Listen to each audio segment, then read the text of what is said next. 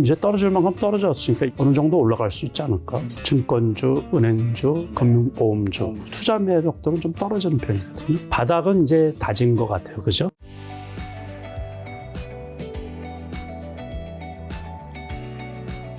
제약바이오 섹터는 좀 어떻게 보시나요? 상반기에 뭐 학회라든가 뭐 유한양의 알테오젠 같은 이슈 등들도 많이 있다고 하는데. 그러니까 그것도 선별적으로 좀 해야 되지 않을까 싶은 거예요. 이런 것들도 유한양행은 원래 이슈가 계속해서 그랬거든요. 여기까지 그때도 8만 원 넘었다가 급락을 했었잖아요. 급락. 그래도 꾸역꾸역해서 또 올라오고 이런 거 보니까는 아직도 제로가 살아있는 거고, 아까 우리가 이제 본 것 중에서는 알테오젠. 네, 알테오젠. 알테오젠도 괜찮고, 알테오젠도 이게 증권 쪽에서는 목표가가 30만 원이라는 소리도 나오고. 30만 원이요? 네. 그래서 그거 나오고서 이렇게 상승하고 그런 거예요, 지금. 그러니까는 지금 갭상승을 했는데 이게 되게 큰 건데. 이런 것들도 또 조정을 받겠죠. 조정받으면 괜찮고. 제2의 HLB라는 종목도 있거든요. 뭔가요? 그것도 오늘 뭐가 붙었는지 모르겠는데, 그래도 가격이 다 높은 게 이제 흠이에요. 그런 게 뉴스가 나오면 가격이 높잖아요. 다 이제 높은 게 이제 흠이죠.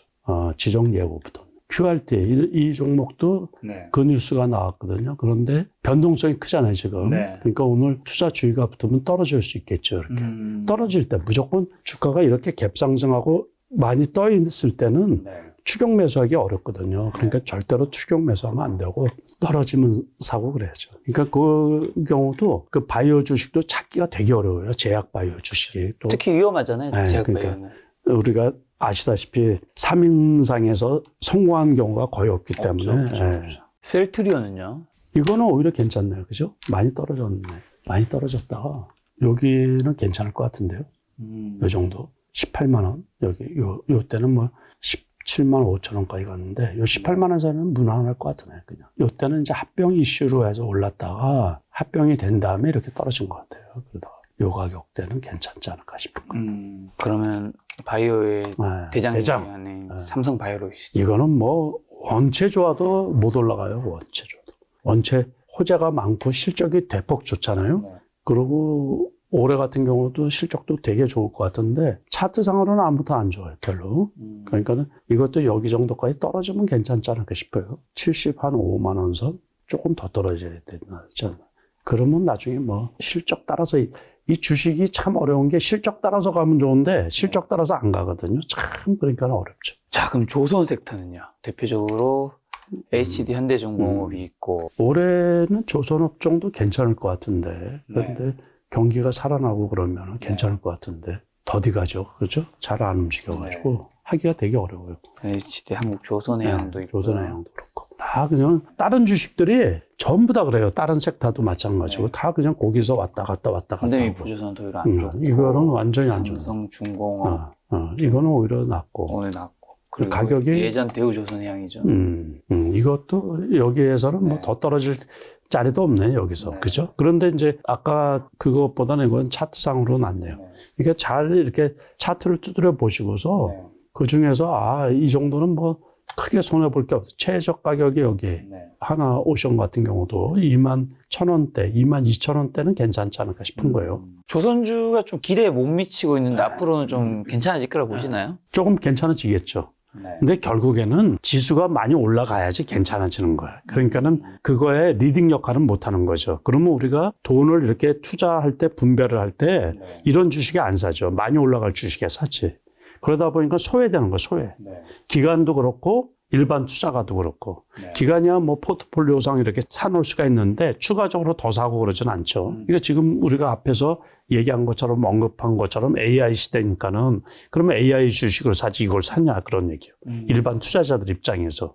그렇죠? 그러니까 돈이 뭐 억수로 많아가지고 이것도 사고 저것도 사고 그러면 조금 사놓을 수가 있는데 적극적으로 사기는 뭐하죠. 그럼 AI면 미국 빅테크 중에서 여전히 지금도 괜찮게 보시는 거는 좀 회장님 어떤 엔비디아세요? 엔비디아 마이크론 테크놀로지 뭐 그거죠. 결국에 칩 관련 주식 뭐 다른 거. 오픈 AI 최대 주주라고 할 수 있는 마이크로소프트는요? 그것도 괜찮긴 괜찮지. 그거는 원체 또 비싼 주식이고 그러니까. 저 뭐 시총 1위. 그러니까는 그거야 망할 일이 있겠어요. 세상을 꽉 잡고 있는 기업인데 네. 전 세계를 꽉 잡고 있는 기업인데 그거는 지금 시대의 가치주야 그거. 지금 시대의 가치주. 그래서 조금 갖고 있으면서 그냥 갖고 있는 거야. 뭐 사고 팔고 하는 게. 자, 한국에도 AI 관련된 회사들이 그렇죠. 있죠. 네이버 이거 어떻게 보시나요? 많이 올랐다가 이렇게 많이 떨어져가지고 이때만 해도 또 좀 괜찮게 봤는데 20만 원 또 초반이지. 참 어려워요. 그때도 30만 원은 죽어도 못 갈 거라고 내가 그랬는데 또 모르죠. 뭐. 이제 떨어질 만큼 떨어졌으니까 20만 원이면 또 어느 정도 올라갈 수 있지 않을까? 여기까지는 올라갈 수 있지 않을까 싶은 거예요. 어쨌든 괜찮지. 크게 나쁘진 않지. 카카오도 마찬가지고. 카카오는 오히려 좀 낫네요. 들떨어진 거지. 예? 이것도 6만 원 가까스로 넘기더니만. 그래서 이 주식들이 답답한 게 7만 원 가기도 어려운 거예요, 이게. 네이버 아까 23만 원, 25만 원 가지 못하는 것처럼. 그러니까 먹을 폭이 10%, 20%도 안 돼, 20%도. 그 대형주들이 지금 20%를 못 먹어요. 그러니까 삼성전자 먹기 어려운 것처럼, 수익 내기 어려운 것처럼. 그러니까 대형주들 투자하기가 되게 어려워. 지금 건설 섹터는 좀 어떻게 보시나요? 건설이야 회복되려고 그러면 조금 멀지 않았나 싶어요. 대표적인 종목으로는 BLENC도 있고, 그 다음에 현대건설도 있고, 그리고 대우건설, GS건설. 아직은 이제 바닥권에 있는데, 바닥은 이제 다진 것 같아요. 그죠? 네. 그러니까 최악은 지나갔는데, 일부 지방에 있는 건설 회사라든가 그런 데는 부도난 기업도 몇 개 있다고 그러는데, 그래도 상장사들은 그래도 다 이제 계열사에서 지원을 하고, 요번에 그 태영건설처럼. 그래서 그냥 무탈하게 지나가지는 않을까 싶은 거예요. 아직도 지방에는 미분양 부동산들도 엄청 많이 있고, 아파트들도 미분양된 게 많이 있고 그렇다는데, 그리고 고금리가 지속되다 보니까는 이제 압박을 더 많이 받을 수가 있죠. 그런데 전반기까지는 어렵지 않을까, 그러니까 이게 회복되기가, 주가가 회복되기가. 투자를 본격적으로 하기도 어렵고, 그러다 보니까 뭐 주가가 우리가 이제 아까 말씀드린 것처럼 주식 투자에 돈쏠림이라는 게 있잖아요. 돈쏠림. 그러니까 되는 종목 쪽으로 돈이 몰리다 보니까 기관도 그렇고 외국인도 그렇고. 그러니까 좀 이런 쪽은 소외될 수가 있는 거죠. 주가가. 그래도 이제 바닥은 확인이 되지 않았나 싶은 거예요. 증권이나 보험 섹터는요? 원래는 거기가 안 올라가는 쪽이죠. 잘. 그런데 요번에 저 PBR 해가지고서 꽤 많이 올라갔던 거죠. 잘 안 움직이는 쪽이에요.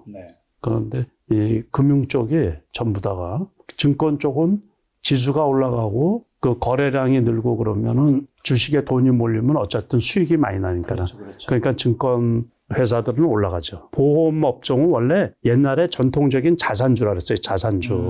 자산주라 그래가지고 저평가의 가장 대표적인 주식들이거든요. 근데 요번에 저 PBR 관련해가지고서 많이들 올랐다가 그게 발표되고서 이제 다시 떨어지고 있는, 아까 우리가 차트를 한 번씩 봤지만, 어떻게 보면 이제 저 같은 경우도 투자 매력도는 좀 떨어지는 편이거든요. 증권주, 은행주, 금융보험주, 거기를 일부러 투자하고 그러진 않아요. 일부 이제 보험사들의 M&A 얘기가 있는 주식 같은 경우는 제가 눈여겨보는 경우가 꽤 있거든요.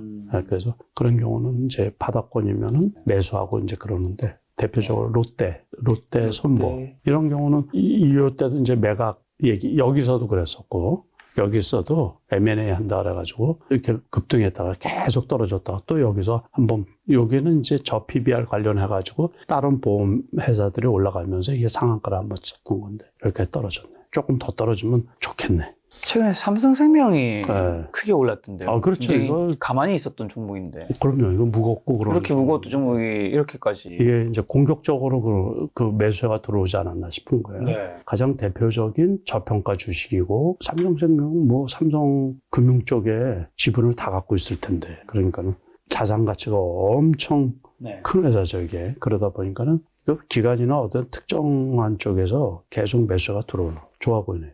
지금 이렇게 많이 올랐는데도요? 그런데 살 거는 아니고 그래프가 좋다는 얘기죠. 저는 금융주 별로 안 좋아한다 그랬잖아요. 투자 매력도는 별로. 두산에너지빌리티. 메이저 수급 꾸준히 유입된다는데 어떻게 보시나요? 어려워요. 그 원전 주식들이 이번에 정부에서도 이제 그 소형 원전에 집중 투자하고 여건을 좋게 만든다 그랬잖아요. 뭐 5년간 4조 이상 투자한다는 그런데 얘기하던데. 우리나라 원전 관련 주식들이 항상 그 연속성이 없어요. 시세의 연속성이. 그러니까 투자 메리트가 없다는 얘기죠.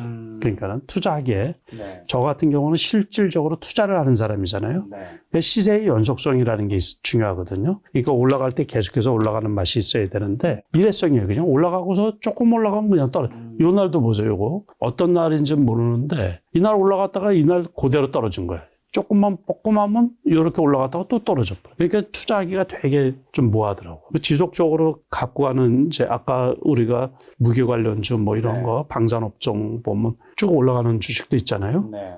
그런데 그 시세의 연속성이 이 주식만 그런 게 아니고 네. 그 원전 관련 주식이 다 그래요. 전체적으로. 그래서 저도 요즘에는 그 투자를 잘 안 하는 편이에요. 그래서 그 투자자분들이 애를 먹겠더라고요. 자, 그러면 지금 같은 상황에서 만약에 현금 한 5천만 정도 있으신 분들은 3월에는 좀 어떤 식으로 좀 투자를 하면 좋을까요? 한 번 기다려서 한 표 더 벌어야지.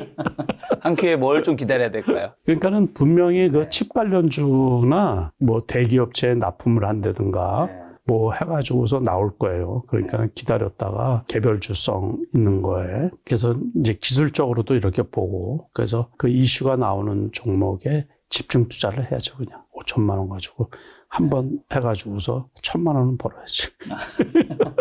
하지만 투자는 AI랑 반도체 칩 관련된 쪽에. AI나 칩 관련 또 이제 여러 가지 이슈들이 많이 있거든요. AI 쪽에 뭘 제공을 한다고 그러든가. 뭐 해가지고서 그러니까는 그 이슈가 이제 나올 때 해당하는 종목을 잘 봐놨다가 근데 지금은 조금 애매할 때예요. 그러니까는 섣불리 애매할 때 살 때가 제일 어렵고 완전히 이제 바닥을 확인하고서 사는 게 좋죠. 많은 전문가분들이 이번에 AI 혁명이 가고 이제 스마트폰 혁명보다 크거나 비견할 만한 정도의 혁명이라 얘기하시는 분 많던데 그렇죠. 회장님도 공감하시나요? 네, 그렇죠. 그거는 어떻게 보면은 이제 시대가 바뀌고 그 AI 그랬는데 그게 실생활에 이제 지대한 영향을 미치고 그게 지속되고 그렇죠. 그러니까 우리가 스마트폰이 나와서 손안의 컴퓨터잖아요. 그래서 손안에서 모든 거를 이제 해결하는데 그거를 인간이 하는 것들의 판단이나 뭐 이런 거, 선택이나 일, 작업이나 이런 거를 효율적으로 압축시켜주고 효과적으로 이제 뽑아내는 거란 말이에요. 그 대신 사람의 일자리가 자꾸 줄어드는 그 부작용도 있을 수가 있죠. 그러니까 그 시대가 잘 열렸는데 이거를 잘 활용하고 이용해야 되죠. 네, 그래서 좋은 시대인데 그거에 이제 수혜받는 종목 찾기가 쉽지는 않아요. 쉽지는. 우리나라 기업들이 작은 기업들이 주로 많이 있다 보니까는 그런 데는 뭘 납품을 한다든가 뭘 솔루션을 제공해 준다든가 지역적으로 작은 부분에서 이렇게 참여를 하기 때문에 그 혜택을 오롯이 받는 대기업체가 없다시피 하거든요. 그러니까는 조금 그런 거는 안타까운데 아무튼 투자를 잘 하고 이 시대가 바뀌어서 엔비디아처럼 우상향에서 쭉 가는 주식이 있으면 좋은데 우리나라에서 그런 주식 찾기가 쉽지가 않잖아요. 현실적으로. 그러다 보니까는 한번 기회가 오면 그래서 섣불리 투자를 하는 게 아니고 요즘 특히 그러거든요. 변동성이 원체 심해가지고 개별 종목들 이렇게 보면은 그래서 아까 삼성전자 같이 또 우리 김 작가님이 왕창 사니까 안 올라가는 것처럼 또 큰 맘 먹고서 왕창 들어가면 이게 안 올라가는 경우도 있거든요. 그러니까 이제 스트레스를 받죠. 그래서 아무튼 좀 잘 5천만 원을 잘 갖고 있다가 많이 이렇게 째려보고 있다 보면 좋은 종목이 분명히 3월 달에도 나올 거라고 생각이 들어요. 그래서 제가 3월 달에 사서 그 수익 내고서 3월 말에 나올 때 그거를 말씀드릴게요. 알겠습니다.